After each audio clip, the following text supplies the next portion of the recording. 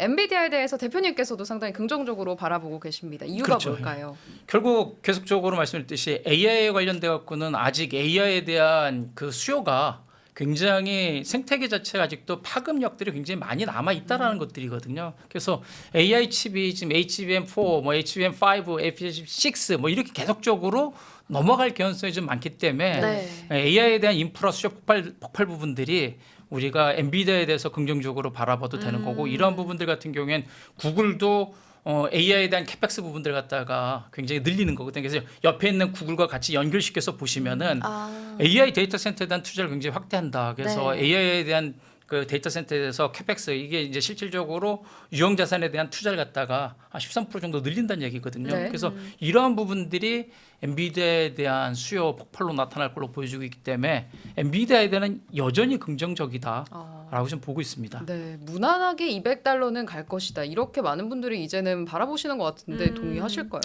타켓, 엔비디아 같은 부분들하고 팔란티아 같은 기업들은 그 목표 주가라는 부분들이 네. 이미 조금은 그 크게 단계를 의미가 조금은 없는 넘어섰죠. 단계다. 이제 다만 목표 주가라는 것들이 계속적으로 말씀을 드렸듯이 미래 가치의 현가인데, 미래에 대해서 지금 현재 시각으로 바라보는 미래가 다가올 미래에서 정말 그 정도 실적으로 나올 거냐, 그거보다 더 나와 버리면 이제 네. 어닝 서프라이즈라고 그러잖아요. 그러면서 주가가 가는 것 같은데 현재 지금 애널리스트가 바라보고 있는 거라든가 투자자들이 바라보고 있는 미래는 네. 어떻게 보면 다소 조금은 보수적으로 바라보는 거 아닌가. 오히려요? 예, 그렇기 때문에 엔비디아가 $200 가는 것들에 대해서 주저주저 할 수 있는 거지.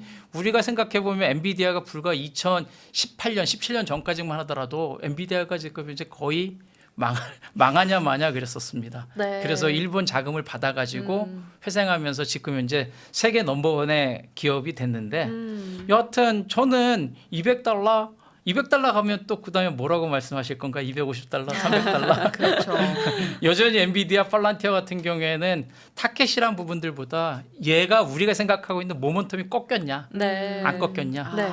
그게 더 중요한 포인트가 아닌가. 그럼 모멘텀이 혹시 꺾일 때는 어떤 좀 신호들이 포착이 될까요? 뭐 실질적으로 뭐 여러 가지 구글이나 생태계 쪽으로 보면 파생되어 있는 전방산업, 후방산업들이 있는데 네. 그쪽에 대해서 투자가 뭐 줄어든다든가, 우리가 조선소 같은 경우에는 수주 베이스로 움직이니까 수주가 계속적으로 들어오고 있는 상태인데, 네. 엔비디아 같은 경우는 칩이냐 이런 쪽이니까는 이 칩을 사용하고 있는 데이터 센터, 그다음에 우리가 앞으로 일어나는 자동차 쪽에서도 이쪽에 관련된 칩이 들어가야 되고 로봇도 칩이 들어가야 되는데 아직 그건 지금 이제 시장에 얘기가 많이 안 되고 있잖아요.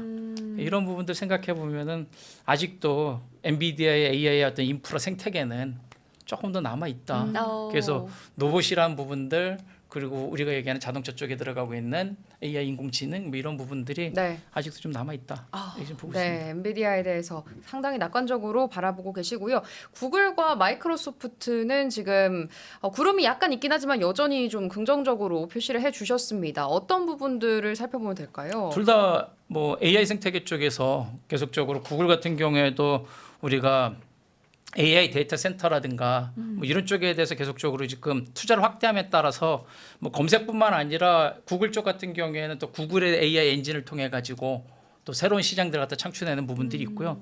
마이크로소프트 같은 경우에도 오픈 AI 쪽하고 협력하면서 AI의 어떤 생태계를 갖다 확장해내는 모습들, 그리고 이 AI 애저라는 부분을 통해 가지고 그 수익성 부분들이 YoY 기준으로 한 30% 이상 성장할 가능성들이 매우 높기 때문에 구글과 마이크로소프트 같은 경우에도 결국 AI 쪽에 관련돼 있는 어떤 투자 확대에 따른 어떤 수익성 개선, 이러한 부분들이 여전히 좀 남아 있다. 다만 그렇게 좀 볼 수 있을 것 같고요. 뭐 그러한 가운데서 왜 그러면 애플은 애플도 AI 쪽에 인텔리전스라는 부분들을 하고 있는데 애플은 왜 좀 약간 구름이 껴있냐? 네. 뭐 이렇게 좀 볼 수 있을 것 같은데, 이제 애플 같은 경우에는 실질적으로 AI에 대한 인텔리전스 부분들을 통해 가지고 새로운 어떤 AI 생태계를 갖다 구축하려고 그러는데 좀 다소 좀 늦게 갔어요. 늦게 가다 보니까는 많이 뒤쳐졌죠. 그렇죠. 시장을 갖다가 이제 섬뜩 그 동안에 애플 같은 경우에 어떤 독자적인 어떤 창의성들, 그 다음에 새로운 어떤 시장들 갖다가 리딩해 나가는 그런 어떤 플랫폼 기업으로 우리가 생각했는데, 이러한 부분들이 조금은 이번에 뒤처지다 보니까 애플 같은 경우에는 조금 그 구름기로 보여주고 있고, 결국 요번 이제 애플 그 실적 발표가 네. 이제 분수령이 될 가능성이 많다. 그래서 아. 이제 애플 아이폰 5 아이폰에 대한 수요 자체가 점진적으로 중국도 조금 좀 이제 둔화되고 있는 쪽이고 결국 네. 실적들이 둔화되는 가운데에서 AI 인텔리전스 부분들이 얼마나 커버 쳐줄 수 있을 거냐 이러한 부분들에 따라서 애플은 향후 주가의 어떤 방향성들이 네. 결정될 걸로 좀 보여지고 있고요. 네.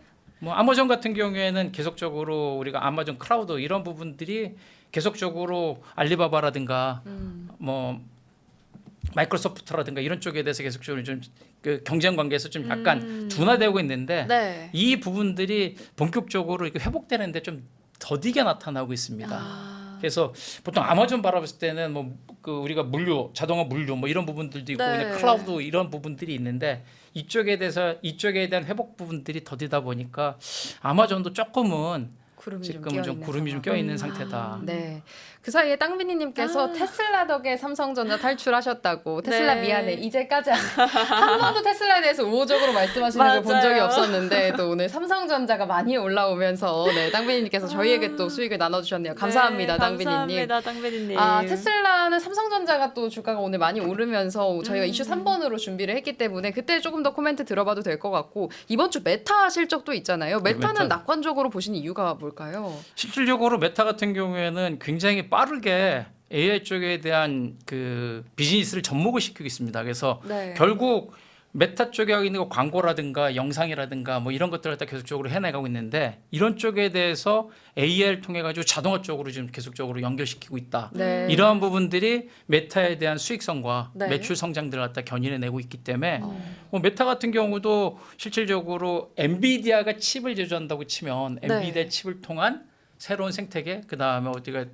후방 산업들에 대한 뭐 새로운 비즈니스를 갖다가 창출해내는 이러한 부분들이 같이 연결돼서 엔비디아하고 메타 부분들이 AI 시장들을 갖다가 선도해내고 있는 거 아닌가. 그래서 그 두 부분들은 굉장히 좀 긍정적으로 계속적으로 보고 있고요. 네. 뭐 거기에 관련돼 갖고 뭐 투자하고 있는 뭐 마이크로소프트라든가 음. 뭐 구글 이런 부분들은 그래도 좀 괜찮다.